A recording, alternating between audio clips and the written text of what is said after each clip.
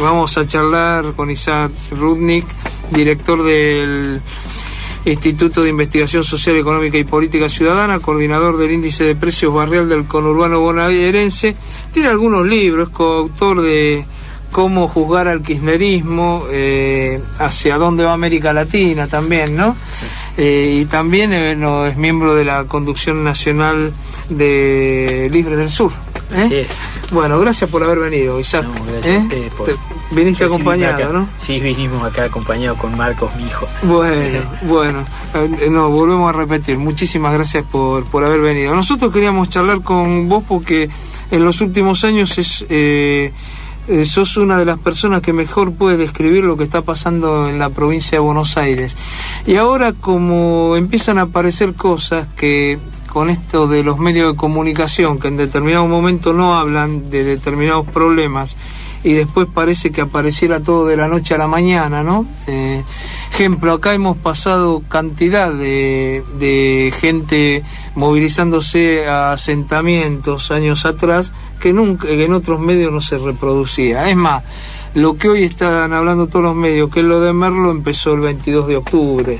Es decir, empezó antes de las elecciones, más allá que algunos dicen que esto es reciente. Entonces te quería, primero, ¿cómo ves vos con los índices sociales a la provincia de Buenos Aires en estos momentos, Isaac? Bueno, la provincia de Buenos Aires es en alguna medida una síntesis de lo que sucede en el conjunto del país. Hay una situación en la que en los últimos años, desde que nosotros venimos midiendo precios y niveles de pobreza, lo que ha habido es la persistencia de un porcentaje de la población que no emerge por encima de la línea de pobreza. Ha venido oscilando entre el 25-26%, y ha llegado, por ejemplo, el año pasado, que fue en el contexto de una situación económica general más complicada, llegó a estar casi en un 33%. Uh-huh. Ahí hay un pequeño, digamos, dato para aportar. Nosotros medimos 2011, 12, 13, 14 y ahora tenemos los datos de la primera mitad del año 2015. En general, lo que ha sucedido es que en los años electorales los niveles de pobreza se acercaron más al 25%, y en los años no electorales, o sea, en los años pares, la pobreza subió y se instaló en alrededor del 30%. Esto tiene que ver con el incentivo del consumo a través de políticas asistencialistas que llevan adelante los gobiernos nacional y provinciales en todos los lugares. Esa situación no se ha modificado, y bueno, si uno lo contrasta con otros datos que hemos ido también relevando, como a través de un índice que nosotros también construimos alrededor de algunas encuestas que hacemos, que es un índice nutricional. Uh-huh. Que tiene que ver con el relevamiento de talla y peso de chicos que van de 0 a 19 años. Bueno, los índices de malnutrición son muy elevados, muchos casos fundamentalmente de sobrepeso. Hay casos digamos, importante porcentaje de bajo peso, pero muchos casos de sobrepeso. Uh-huh. Que tienen que ver con obviamente una mala alimentación, asentada fundamentalmente en hidratos de carbono, que bueno, suben que son en general productos más baratos y que producen esas situaciones de sobrepeso en los niños y jóvenes. Entonces eso es coincidente. Uh-huh. Con la existencia de bolsones de pobreza que son muy extendidos. Uh-huh. Ahora, Isaac, por lo menos hasta el año 2009, 2010, el país fue uno de los países privilegiados, digamos, sobre todo por el valor de los commodities. Recordemos que que en los 90 la soja estaba en $120 el kilo, y el kirchnerismo hasta hace unos años estuvo quedándose con parte de la renta sojera del 35% en alrededor de $600. ¿Qué pasó que no se pudo que no se pudo aprovechar ese envión para, por lo menos para llegar a índices mucho más bajos? Porque salvo comparándolo con el momento de declive total que fue en esos 2-3 meses en la época de Duhalde, que se fue al 50 y pico % de pobreza, nunca hemos estado por debajo del 20%, ¿no? ¿Qué es lo que pasa? ¿Qué es lo que ustedes han investigado sobre esto? El tema de la pobreza está de los niveles de pobreza está íntimamente ligado a la posibilidad de construir un modelo que sea capaz de ofrecer trabajo productivo y sustentable en el tiempo para la mayoría de la población económicamente activa. Si nosotros llegamos al año 2007, cuando se desarrolló toda la economía del país con un crecimiento importante sobre la base fundamentalmente de la ocupación de la estructura productiva que había sido que había entrado en recesión en el momento de la gran crisis, o sea, sobre la base de la utilización de la capacidad ociosa. Uh-huh. Llegamos al límite de esa situación. Cuando en realidad se habla de la utilización de la capacidad ociosa, estamos hablando de la utilización de la capacidad ociosa industrial, fundamentalmente. Claro. Es decir, que se recuperan esos puestos de trabajo. Esos puestos de trabajo que ya existían en funcionamiento, claro. Digamos, una estructura industrial productiva que en el momento de la crisis entró en recesión, y hubo, como se sabe, miles de fábricas que fueron cerradas. Esas fábricas se reabrieron, se utilizó esa capacidad ociosa de una estructura industrial que había sido siempre muy importante en la Argentina, y llegamos al 2007 con la necesidad de tomar una decisión si efectivamente entrábamos en un proceso de inversiones que permitiera ampliar esa estructura industrial y producir nueva oferta de trabajo sobre la base de ese crecimiento. Bueno, lo que sucede es que en ese momento había que tomar una decisión sobre cómo se utilizaban los crecientes ingresos, como decías vos, que venían de la mano del crecimiento, fundamentalmente de los precios internacionales de los productos tradicionales que nosotros seguíamos exportando. Si esos ingresos se producían para incentivar inversiones que permitieran justamente ampliar esa estructura industrial, o se utilizaban para seguir achicando los niveles de pobreza, pero sobre todo sobre la base de incentivar el consumo a través de traslación de renta directamente del fisco a los sectores que no tenían y no llegaron a tener nunca una posibilidad de acceder a una oferta de trabajo en esas condiciones. Y esto fue lo que sucedió. La decisión que se tomó fue profundizar un modelo de exportaciones que apunta con exportaciones que vienen de los productos primarios, ¿no? De los productos primarios, y entonces si bien continuó achicándose probablemente los niveles de pobreza, los porcentajes de pobreza de la población, ya fueron sobre la base de un tipo de desarrollo y de construcción que es mucho menos sustentable, que es mucho menos sostenible, que tiene como correlato el crecimiento de la ocupación, pero de una ocupación mucho más precaria, de una ocupación que está asentada fundamentalmente en el trabajo en negro, en el trabajo no registrado. la persistencia de altos niveles de trabajo no registrado, que se mantiene en porcentaje del 33%, del 30 al 35% en todo este periodo, tiene que ver justamente con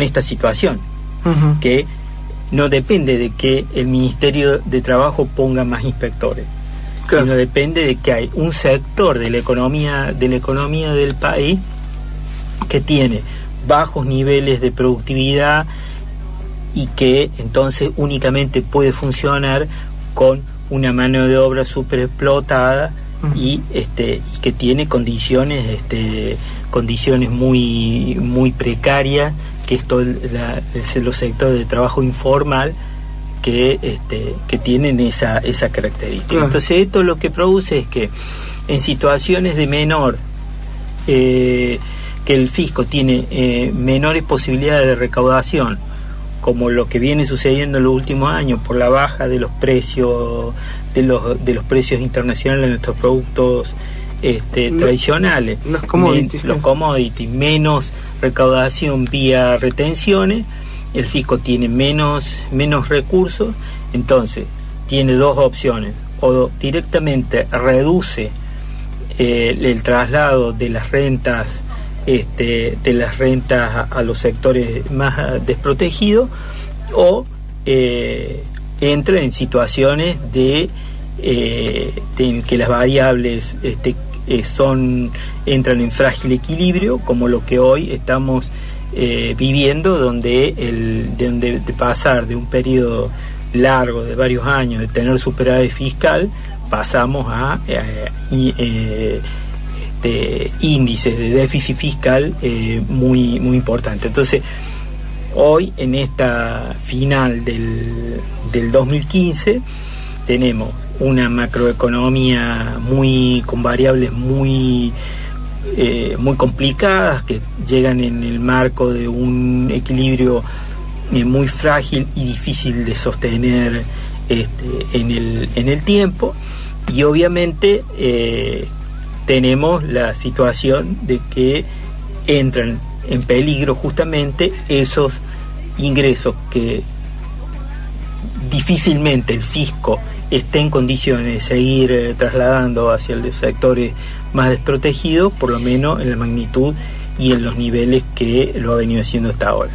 Esto, por supuesto, que tiene otro elemento de trasfondo, que es que si estamos hablando de que la principal o una de las principales fuentes de recaudación del fisco están en los impuestos a la exportación, es que obviamente estamos en un problema, porque esto implica de que la estructura tributaria del país sigue siendo una estructura absolutamente regresiva, claro. Donde por ejemplo, como sabemos, las rentas financieras no están grabadas, y la otra fuente importante de recursos del fisco son los impuestos indirectos, o sea, los impuestos al consumo, que sabemos de que es un impuesto regresivo que grava a los sectores por igual, a todos los sectores de la población, los que tienen menos ingresos con los que tienen más ingresos. Entonces, al no haberse producido una reforma tributaria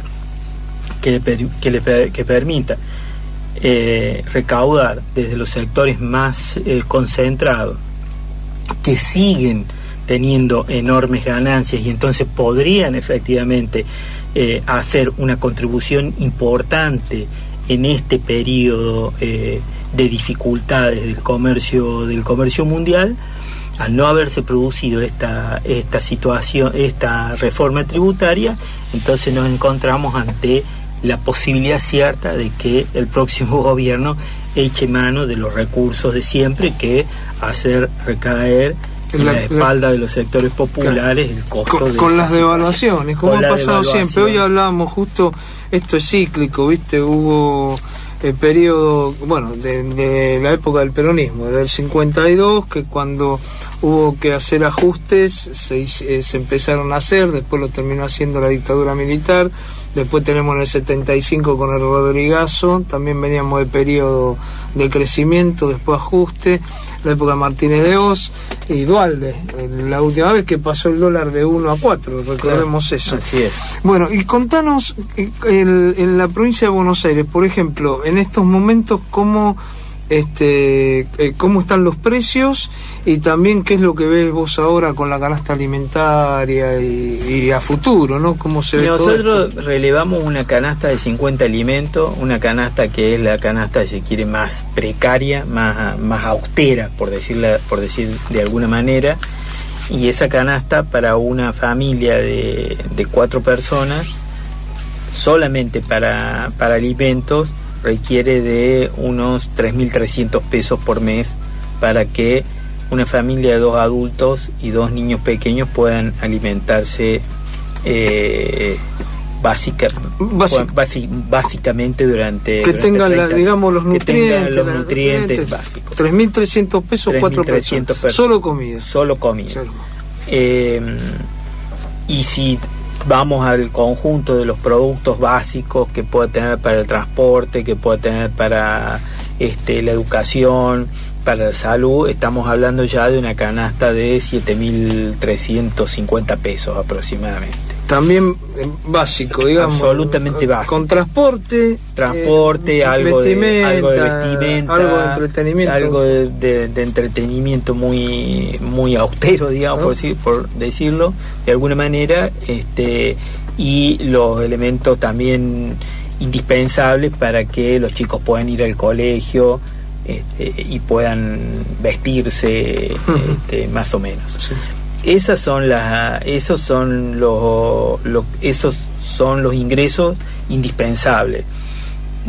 Hay un porcentaje, como te decía al principio, que relevamos a mitad de este año, a julio de este año, porcentaje por lo menos del 26% de la población de la provincia de Buenos Aires que no llega a tener esos ingresos, que las familias no llegan a tener esos ingresos y por lo tanto están por debajo de la línea de pobreza.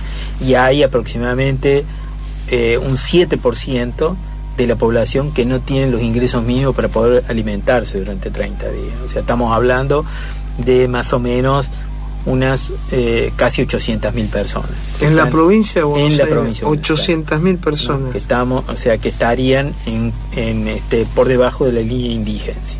Es gravísimo eso, ¿no? Claro, lo que digamos es importante aclarar, cuando nosotros relevamos los ingresos, estamos relevándolos, sacándolos directamente de las propias estadísticas del INDEC. O sea, nosotros hacemos solamente relevamiento de precios. De precios, claro, que eso el INDEC no lo hace. Claro, o sea, sí no lo hace bien, pero publica, digamos, otra cosa, ¿cierto? Claro. Entonces, ahora, el de los ingresos de la familia de las personas, la encuesta permanente de hogares que publican 2 veces al año, nosotros de ahí sacamos los niveles de ingresos de los hogares y de las personas, y con ese cruce nos dan esos porcentajes. O sea que eso es bastante, digamos, indiscutible, que como mínimo esos son los porcentajes de pobres y de indigentes que hay en la provincia.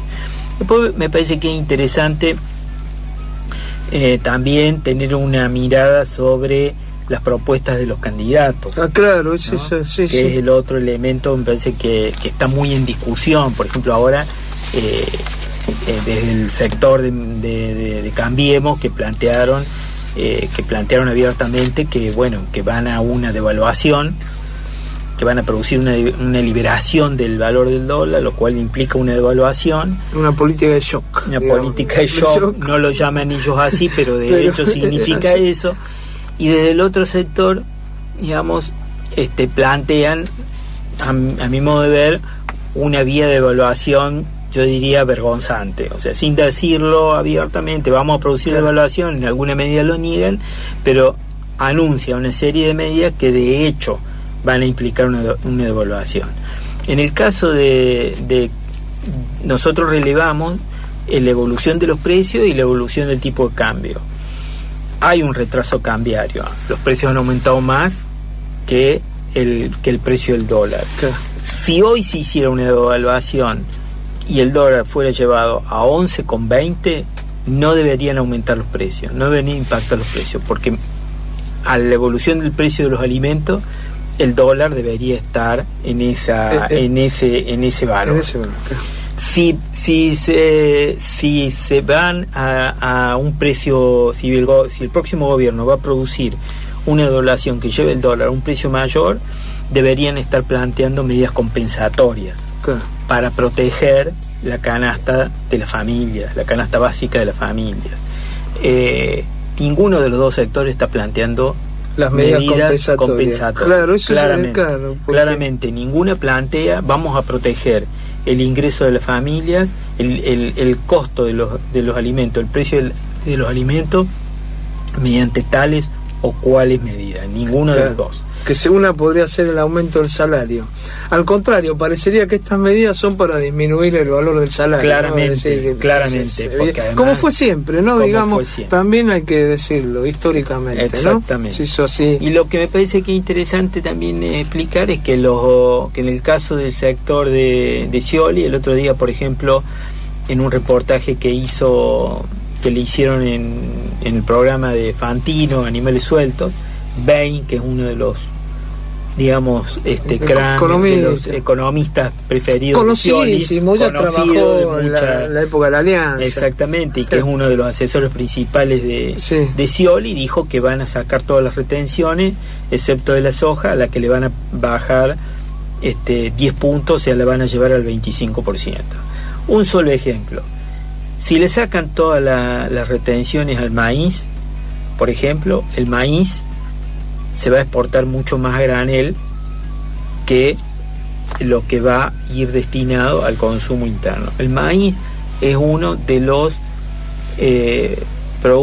alimentos principales del pollo. O sea, el maíz es el primer eslabón de la cadena agroalimentaria que desemboca entre otros en el pollo.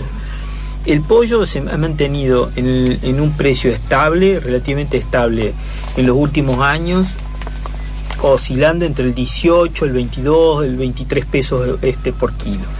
Y eso implicó un anclaje de todos los productos cárnicos. Y eso en el último periodo indujo un amesetamiento del acelerado crecimiento del precio de alimentos que venían planteando en los años anteriores. Uh-huh. Si aumenta el precio del maíz en el consumo interno para el consumo de pollo, va a aumentar la carne de pollo. Uh-huh. Si nosotros, en vez de tener en los próximos meses, primera parte del año pasado, en vez de tener el pollo a 20, 22 pesos el kilo, se nos va a 35 pesos de promedio, eso va a levantar el precio de todos los productos cárnicos y va a levantar inevitablemente el promedio del valor de la canasta básica. Lo cual quiere decir que la inflación, ¿cuánto miden ustedes este año más o menos? En el último año ha habido un decrecimiento y la inflación ha estado por debajo del 20%. Tomada interanual. Tomada interanual. De septiembre a septiembre está por debajo, claramente por debajo. De acuerdo a lo que nosotros medimos. Lo que ustedes miden. Isaac, bueno, ya prácticamente no nos queda tiempo, pero una pregunta. En estos días tuvimos instalado el tema del asentamiento de Merlo. La situación de la vivienda en la provincia de Buenos Aires, no hubo ningún avance, ¿no? Como en los últimos años. No hubo ningún avance para los sectores populares. O sea, hubo crecimiento, continuidad y aceleramiento de crecimiento de los country, de las viviendas para los sectores de alto poder adquisitivo, como en la capital, las grandes torres, en sectores como Puerto Madero, etcétera. En la provincia hubo crecimiento de construcción de vivienda para los sectores de altos ingresos. Para los sectores medios y para los sectores populares no hubo ninguna solución. Bueno, lo que estamos viendo ahora, entonces, que lo que vemos por lo que vos planteás y por lo que hemos visto en los últimos tiempos, que estamos con un problema serio para los próximos meses. Sobre todo esto que vos decías, ¿no? Porque en general se hablaba de políticas compensatorias, nunca compensaron del todo. Yo me acuerdo del Rodrigazo, hubo al otro día paritarias, vos te debes acordar también. pero no fue del mismo porcentaje de lo que había sido el golpe del Rodrigazo, fue siempre menos. Pero ahora directamente no se hablan, y eso es preocupante, porque también pasó en la época de Duhalde. Los precios se fueron a una barbaridad y no hubo, y lo pudieron aplicar porque veníamos de un piso muy bajo, ¿no? ¿Qué va a pasar ahora que el piso no es tan bajo? Es difícil que una devaluación no impacte sobre los precios internos. Esto porque hay un elevado nivel de consumo. En la época de la devaluación de Duhalde en el 2002 el consumo estaba muy deprimido, entonces el traslado a los precios fue mucho menor de lo que seguramente va a ser ahora si hay una devaluación brusca. Esad Rudnick, director del Instituto de Investigación Social, Económica y Política Ciudadana y coordinador del Índice de Precios Barrial del Conurbano Bonaerense, te agradecemos mucho que te hayas molestado en venir hasta acá, y acompañado con tu pibe. Gracias, muy amable. Hola, ¿cómo te va? ¿Cómo te llamas? Marcos. Marcos, vino acompañado de Marcos, Bueno, muchas gracias.